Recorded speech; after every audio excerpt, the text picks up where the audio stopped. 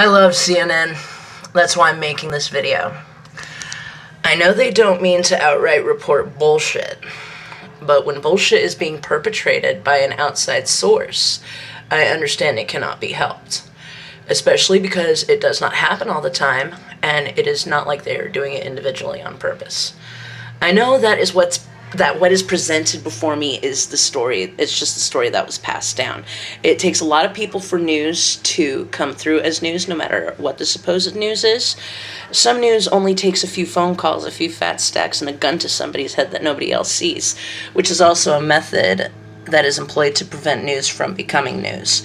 We the people need to take a stand wherever we are and decide what truly is news and what is not.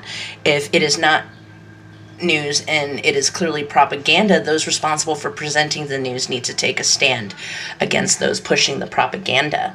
What could happen is we take aside what is being disguised as news and highlight it as propaganda, then make the news about the propaganda, highlighting the examples. Trump is on another subject. Trump is obviously not publicizing his true, honest, genuine pro-immigration, pro-worker plan, which the news outlets are being told to say that it is supposed to indicate that the only immigrants Trump wants are young, educated, and financially independent immigrants. No old people, no dreamers, I guess. This is after, no system bitches either. This is after the watered-down Holocaust he put on the immigrants that he had detained during this administration. All things considered, it is very easy to come to the conclusion that Trump has amazing power that affects the world. He can jack off the stock market to fill his pocket after he's exsanguinated money from several budgets that he suddenly slashed, such as Medicare, Special Olympics, AIDS treatment, and I'm sure that's not all. To this day, he is doing the same thing his tax returns revealed that he did in the 80s and 90s. That is not the only criminal thing he is doing with an office of legitimate law. If you remember the 1992 movie, the 1992 Abel Ferrara movie, Bad Lieutenant, with Harvey Keitel, if he were in the game Grand Theft Auto, if that guy were in the game Grand Theft Auto, that would be Trump.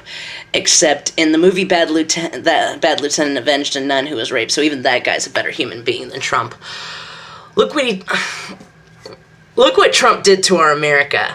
Because of the support that keeps him in a place he has proven he does not belong, there is widespread domestic terrorism, police brutality, and border patrol abuse fueled by people with the belief that those who seek asylum are invading our country and deserve to be stripped of their humanity, all while people's lives are being ruined as a result of fixed jobs stemmed from private conversations. It doesn't matter if you live in a homeless shelter or a Park Avenue apartment. You are not immune to being gaslighted into having your life ruined by the powers that be, but you can do something to stop it. How the fuck do I know what I'm talking about? Because the police treated me the same way the Border Patrol agents treat the immigrants from 2014 to 2017.